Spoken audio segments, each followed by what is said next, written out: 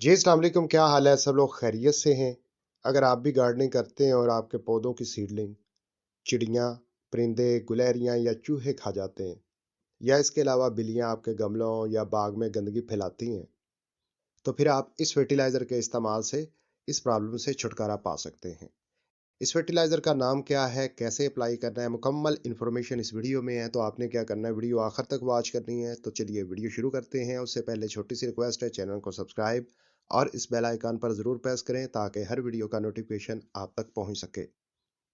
तो सबसे पहले बात करते हैं, अगर आप सीडलिंग करते हैं, धनिया वगैरह के बीज लगाते हैं या इसके अलावा पालक के या साग के या दीगर सब्जियों के बीज लगाते हैं, तो अमूमन क्या होता है, पत्ते खाए जाने की वजह से पौधों की ग्रोथ मुतासर हो जाती है, पौधे ग्रो करने के बजाय डेड हो जाते हैं।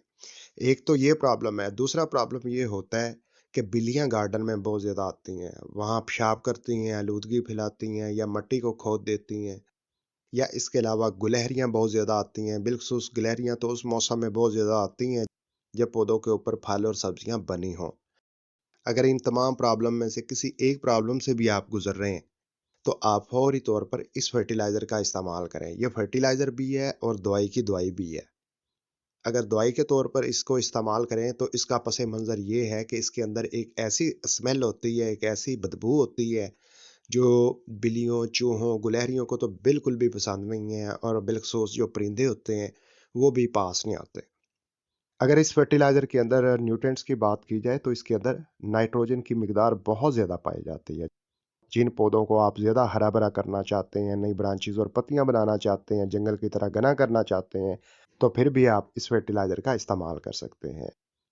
तो चलिए अब जानते हैं इस फर्टिलाइज़र का नाम क्या है और कहाँ से हासिल करना है।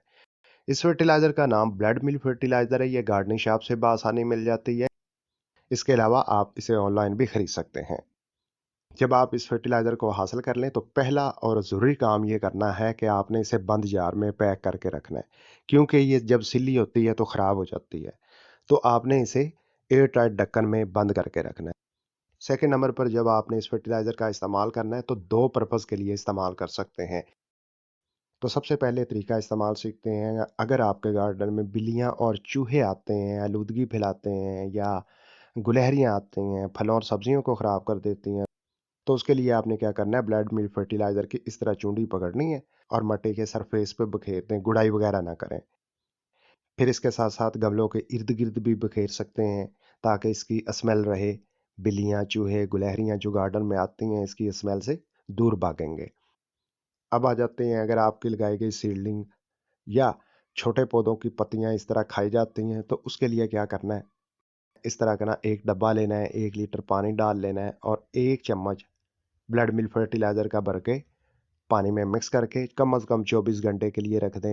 या इसके अलावा फौरी तौर पर तैयार करना चाहते हैं, तो पानी को हल्का नीम बॉइल्ड कर लें और उसके बाद आपने क्या करना है, पानी को छानने की मदद से छान लेना है या ब्रिक दुपट्टे से छान लेना है।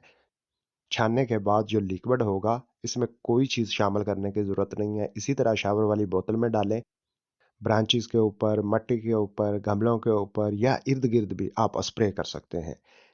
ये काम अगर आप हफ़्ते 10 दिन के बाद करते रहें, तो आपके गार्डन में ना चिड़ी कोई फड़केगी, ना ही दीगर परिंदे रुक करेंगे, ना लगाई गई सीडलिंग मुतासर होगी, ना ही छोटे पौधों की पत्तियाँ खाई जाएँगी। फिर इसके साथ-साथ तीसरा तरीका इस्तेमाल ये है कि अगर आप अपने पौधों को हरा-भरा लश ग्रीन बनाना चाहते हैं, पत्तियों ब्रांचेज़ से भरना चाहते हैं, जंगल की तरह घना बनाना चाहते हैं, तो उसके लिए आपने क्या करना है, 1 लीटर सादा पानी में 1 चम्मच डालें और 24 घंटे वेट करें और उसके बाद 10 लीटर सादा पानी लें और 1 लीटर तैयार करदा ये लिक्विड फर्टिलाइज़र मिक्स कर लें। तो इस फर्टिलाइज़र को आप अपने गार्डन के तमाम पौधों के लिए अप्लाई कर सकते हैं। जैसे ही ये मिट्टी में फर्टिलाइज़र शामिल होगी, मिट्टी से नाइट्रोजन की कमी पूरी होगी, पौधों के ऊपर नई ब्रांचेज़ कॉम्प्लें बनेंगी और जो पत्तियाँ होंगी, गहरे सब्ज़ रंग की होंगी, बहुत ज़्यादा पत्तियाँ पैदा होंगी, पौधे जंगल की तरह देखते ही देखते घने हो जाएँगे। सिर्फ आपने इस बात का ध्यान रखना है, जब पौधे के ऊपर फ्लावरिंग हो रही हो या फ्रूटिंग हो रही हो या सब्जियां बन रही हो, तब आपने इस फर्टिलाइज़र का इस्तेमाल नहीं करना। मज़ीद इसके अलावा ये केमिकल चीज़ नहीं है, 100% ऑर्गेनिक है। मुझे उम्मीद है वीडियो में बताई गई इन्फॉर्मेशन आपके गार्डन में पैदा होने वाली इस प्रॉब्लम को ख़त्म करने में मददगार साबित होगी। वीडियो अच्छी लगी है लाइक कर दें, कोई राय हो कमेंट में ज़रूर लिखें। अपना बहुत सा ख्याल रखिएगा। अल्लाह हाफिज़।